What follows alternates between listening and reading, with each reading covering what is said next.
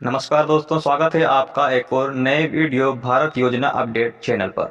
जैसा कि आप लोगों को दिखाई दे रहा होगा, पीएम आवास योजना ग्रामीण 2026 पक्का घर सबका अधिकार पर सरकार ने 11 बड़े अपडेट दिए हैं। नई लिस्ट जारी हो चुकी है। नए नियम क्या हैं, कितनी मिलेगी राशि, पैसा कैसे मिलेगा और कौन लोग हैं इस योजना के पात्र, आज हम सारा कुछ इस वीडियो में डिस्कस करने वाले हैं और बताएंगे आप अपना नाम लिस्ट में कैसे देख सकते हैं। पूरी जानकारी एक ही वीडियो में हम आज सभी को बताने वाले हैं। तो सबसे पहले जान लेते हैं यह योजना क्या है। दोस्तों, प्रधानमंत्री आवास ग्रामीण योजना गरीबों के लिए शुरू की गई एक योजना में से है। इसका मुख्य उद्देश्य हर परिवार को पक्का घर देना है, यानी कि जिन लोगों का कच्चा घर है उन लोगों को पक्का घर देना सरकार का मकसद है। जो लोग कच्चे घर या जर्जर घर में रहते हैं उन्हें इनका लाभ मिलता है, यानी कि दोस्तों जो लोग पक्के घर में रहते हैं उन लोगों को इसका लाभ नहीं मिलता है। सरकार सीधे आर्थिक मदद देती है ताकि घर बनाया जा सके। यह योजना पूरे भारतवर्ष में लागू है। गरीबों के जीवन स्तर को सुधारना इसका लक्ष्य है, यानी कि पीएम आवास योजना गरीबों को बेहतर जिंदगी जीने के लिए पर्याप्त एक योजना है।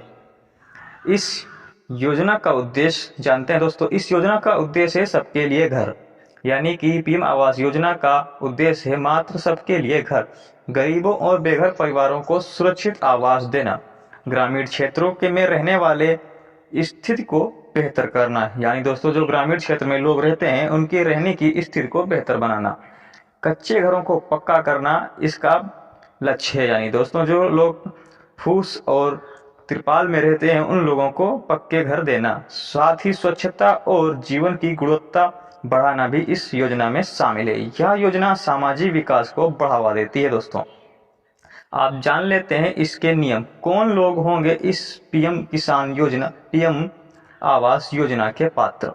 जिनके पास पक्का घर नहीं है वो एलिजिबल हैं, यानी कि दोस्तों अगर आपका घर कच्चा है तो इस योजना के आप पात्र हैं, अन्यथा एलिजिबल नहीं होंगे।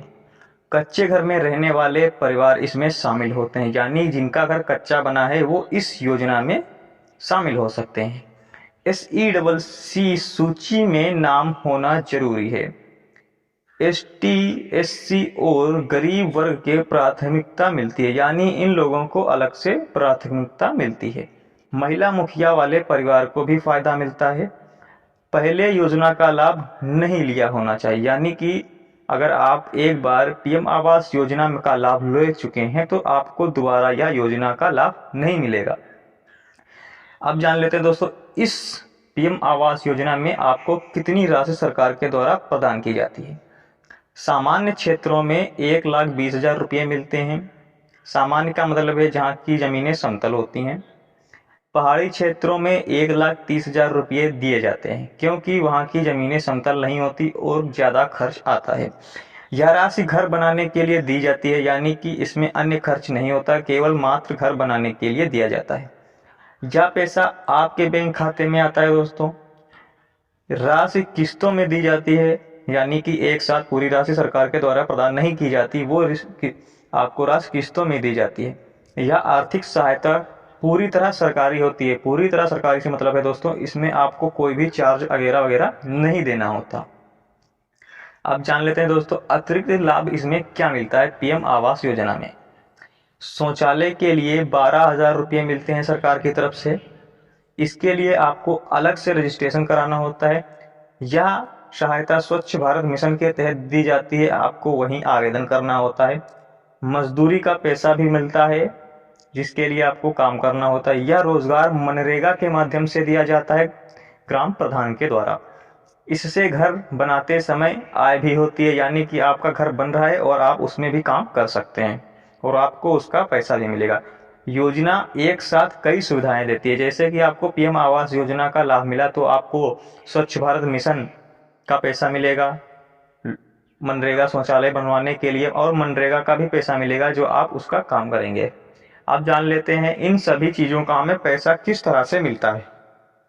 पैसा कैसे मिलता है। सरकार डीबीटी के माध्यम से पैसा भेजती है, यानी कि आपने कोई बैंक अकाउंट खुलवाया तो उसमें जिस बैंक में आपका आधार लिंक है और उसमें डीबीटी सक्रिय है उस बैंक अकाउंट में आपका सरकारी पैसा जाएगा। पैसा सीधे बैंक खाते में आ जाता है, कोई बिचौलिया नहीं होता, यानी कि आपको कोई कार्य नहीं करना होता। राशि 3 या 4 दिनों के अंदर आपके अकाउंट में आ जाती है। हर चरण के बाद अगली किस्त मिलती है। यह प्रक्रिया पूरी तरह पारदर्शी होती है। अब एक इसमें तकनीक है जियो टैगिंग। ये क्या है देखते हैं। जियो टैगिंग एक नई तकनीक है। इस तकनीक में घर की फोटो और लोकेशन रिकॉर्ड होती है। हर निर्माण चरण की निगरानी होती है दोस्तों, जैसे कि पहले लिंटर पड़ा, फिर दीवार खड़ी की गई, उसके बाद छत पड़ी, तो इन सभी स्टेप्स की निगरानी की जाती है और फोटो खींचे जाते हैं। इससे फर्जीवाड़ा कम होता है कि घर किसी ने बनाया या नहीं बनाया, और सरकार को सही जानकारी मिलती है, और यह प्रक्रिया पूरी तरह ऑनलाइन होती है। और देखते हैं नई बेनिफिशियरी लिस्ट, यानी कि नई लिस्ट सरकार ने, जैसा कि बताया था मैंने, अभी जारी कर चुकी है। तो अपने राज्य का नाम कमेंट में बताएं, मैं आपको आपके राज्य की लिस्ट दिखा दूंगा अगले वीडियो में। सरकार समय समय पर नई सूचियां जारी करती है, जैसे कि इस समय एक सूची जारी हो चुकी है। इसमें पात्र लोगों के नाम शामिल होते हैं। अगर अपना नाम आप अपने राज्य का नाम कमेंट में बताएंगे और ज़िले का नाम और गांव का नाम, तो मैं आपकी गांव की सूची वीडियो में दिखाऊंगा। फर्जी नामों को हटाया जा रहा है, तो आप अपना नाम भी चेक करें कि आपका नाम कहीं कट तो नहीं गया। नई सूची ऑनलाइन भी देखी जा सकती है, इसलिए बता रहा हूं मैं। अपने राज्य और अपने ज़िले गांव का नाम कमेंट में ज़रूर लिखें। जिस भी जिले और गांव के नाम कमेंट में ज़्यादा होंगे, मैं उस पर प्रॉपर वीडियो बनाऊंगा। गांव का स्तर सूची भी उपलब्ध है, जैसा मैं पहले ही बता चुका हूं। इसमें पारदर्शिता बढ़ती है, यानी कि कोई भी समस्या नहीं रहती, आप अपने आप देख सकते हैं। अब लिखे हैं जैसे जमीनी नियम। आवेदक के पास जमीन होना जरूरी है। जैसे कि आप पीएम आवास योजना का लाभ लेना चाहते हैं, तो पीएम आवास बनाने के लिए आपके पास पर्याप्त जमीन होना चाहिए, क्योंकि उसी पे घर बनाया जाएगा। अगर आपके पास जमीन नहीं होती तो समस्या हो सकती है।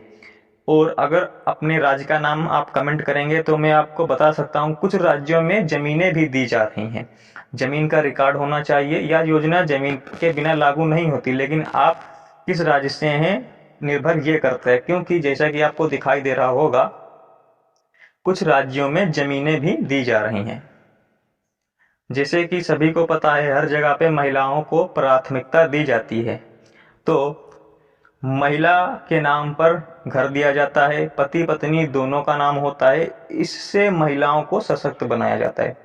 जैसे कि कुछ लोग होते हैं तो महिलाओं को निकाल देते हैं, लेकिन अब महिला के नाम पर ही ये घर बन रहा है।